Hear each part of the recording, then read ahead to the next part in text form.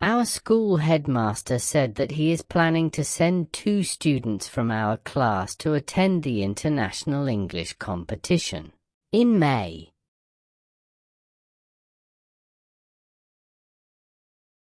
Are you interested? Do you want to be selected?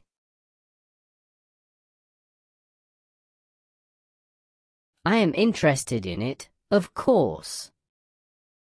You know this competition is extremely famous. The first 3 winners will be awarded a study tour in London this summer. Alex, everyone knows that your English is good.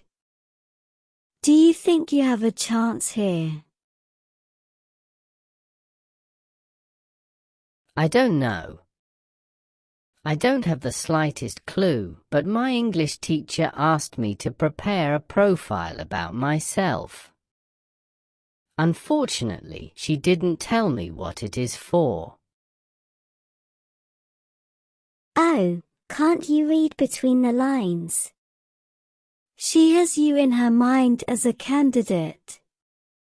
Congratulations. I really hope you can win the competition.